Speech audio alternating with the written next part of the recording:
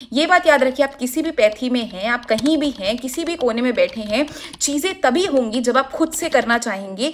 अगर आपके अंदर खुद डिटर्मिनेशन है तो यस, चीज़ें हो सकती है। Hi everyone, so most of you were asking me about my BMS experience। तो क्योंकि मुझे 2 साल हो चुके हैं इस कॉलेज में रहते हुए, तो आप लोग बहुत ही उत्सुक होंगे कि tell me about the hospital exposure, क्या क्या आपने सीखा, क्या क्या आप कर लेते हो। But here is the answer, don't skip the video, watch till the end. और मैं आपको बताने वाली हूँ कि क्या क्या होता है और क्या BMS और MBBS में फ़र्क है, क्या मैं खुश हूँ या नहीं, क्योंकि आप वही तो सुनना चाहती हैं। आइए शुरू करते हैं एक प्यारी सी मुस्कान के साथ। तो सुनिए, अगर मैं बताऊं कि स्टार्टिंग में obviously I wanted to do MBBS और मेरे बहुत सारे सपने थे। मैं MBBS भी करना चाहती थी, तो एम्स दिल्ली से ही करना चाहती थी। और ऑब्वियसली आप लोग ने भी प्रिपरेशन की होगी तो आपने ऐसा ही सोचा होगा कि एम्स दिल्ली से नीचे तो नहीं ही सोचना है। बट सच में रियलिटी में ऐसा नहीं होता। जब आप कॉम्पिटिशन में उतरते हो तब आपको एक्चुअल रियलिटी पता चलती है।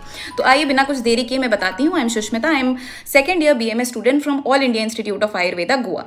तो देखो, होता क्या है कि हमें हर चीज़ का एक्सपोजर यहाँ पे मिलता है बहुत ज़्यादा, क्योंकि it is a central institute. तो यहाँ पर हॉस्पिटल और कॉलेज बिल्डिंग दोनों ही है, और हॉस्पिटल में भी पेशेंट लोड बहुत ज़्यादा होता है, 800+ पेशेंट्स डेली आते हैं। So yes, we get a lot of exposure with the patients. First चीज़ ये है जो आपको सुनना था। दूसरी चीज़, क्या आपकी क्लिनिक्स में ड्यूटी लगती है, क्या आप क्लिनिक्स में केस लेने जाते हो? तो येस, हम क्लिनिक्स में भी केस लेने जाते हैं और हम पेशेंट की हिस्ट्री भी देखते हैं। हम ये भी सीखते हैं कि हिस्ट्री टेकिंग कैसे करते हैं, जनरल एग्जामिनेशन कैसे लेते हैं, कौन कौन से बेसिक इक्विपमेंट्स हैं जो यूज़ करते हैं डायग्नोस्टिक टूल्स में। आते हैं तीसरी चीज़ पे। यहाँ पर भी फर्स्ट ईयर में आप एनाटॉमी और फिजियोलॉजी बिल्कुल कंप्लीट पढ़ते हो। हमने एनाटॉमी बहुत ही अच्छे तरीके से करी थी, क्योंकि हमारे पास बहुत अच्छी अच्छी बॉडीज़ आ गई थी स्टार्टिंग में ही, और हमने डायसेक्शन भी हर एक पार्ट का किया है। इवन मैं अगर आपको बताऊँ तो जो BD चौरसिया की एडिटर मैम है, that is Krishna Garg ma'am, वो खुद आई थी हमें चीज़ें सिखाने के लिए। उनकी अराउंड 2 to 3 डेज का वो भी चला था, कैंपेन टाइप भी चला था, जिसमें हमें हर चीज़ें सिखाई जा रही थी, वर्कशॉप टाइप चला था। तो yes, we get a lot of exposure. आते हैं हमारे दूसरी बात पे। यहाँ पर बहुत सारा रिसर्च अपॉर्चुनिटीज़ भी हैं, जिसमें आप बेसिकली हर साल एक स्पार्क प्रोजेक्ट होता है, जिसमें आपको खुद 50,000 मिलते हैं आपके स्पार्क प्रोजेक्ट कंप्लीट करने के लिए। जिसमें भी, जिस चीज़ में भी आपका रिसर्च में इंटरेस्ट है, तो वो रिसर्च में भी जा सकते हैं and they can complete a very very good research project under the guidance of some professor. आते हैं दूसरी बात पे। यहाँ पर hostel facilities, mess facilities, everything is very very good. तो उस चीज़ की तो हम बात ही नहीं करते हैं, क्योंकि हम बात कर रहे हैं BMS एक्सपीरियंस की। तो येस, कई बार ऐसे लगता है कि हाँ, इमरजेंसी मेडिसिन के बारे में सोचने में चीज़ें लगती हैं कि ऑब्वियसली अभी इमरजेंसी में इतना कुछ नहीं सीखने को मिला है, बट क्योंकि I am in second year only. But अगर मैं बात करूँ तो हमारे मॉडर्न के भी टीचर्स हैं, हमारे आयुर्वेदिक भी टीचर्स हैं, तो हमें अच्छा खासा नॉलेज मिल जाता है।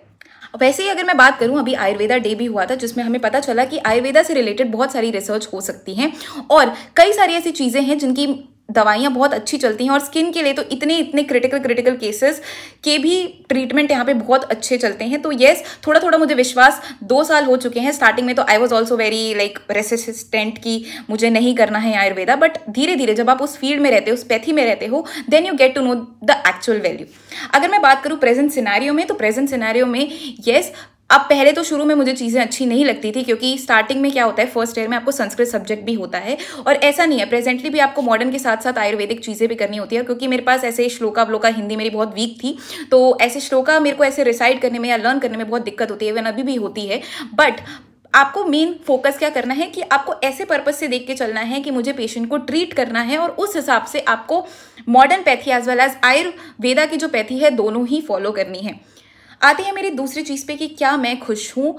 तो येस, अब मैं खुश हूँ, पर हाँ उस लेवल पे नहीं, बिकॉज मेरा जो सपना था एम्स दिल्ली से करने का, और मैंने वो रीज़न भी बताया है कि क्यों था, तो वो तो कभी पूरा नहीं हो पाया। एंड ऑब्वियसली, क्योंकि जो आप सपना दिल से देखते हो, अगर वो पूरा नहीं होता है तो यार, ना चाहते हुए भी वो आपके दिल में ना रिग्रेट रह ही जाता है। वो छोटा सा जो दाग होता है ना, वो रह ही जाता है ना चाहते हुए भी। तो ऑब्वियसली उतना तो मेरे को अभी भी ये चीज़ का रिग्रेट रहता है कि काश मैंने एम्स दिल्ली से एक बार MBBS की होती, क्योंकि एम्स दिल्ली के लिए मेरा बहुत रिस्पेक्ट आ चुका था, बहुत, कि वो पेशेंट लोड देख के, और मैंने बताया भी था, and I don't want to repeat that story. If you haven't checked it तो आप देख सकते हैं।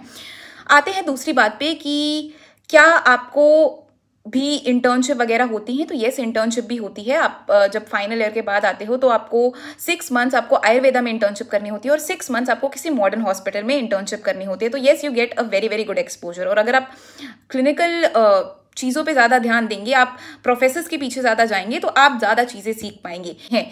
If you have a perfect goal, if you have a perfect determination, then nothing can stop you from becoming a very, very good doctor and completing your aspirations and dreams. Thank you.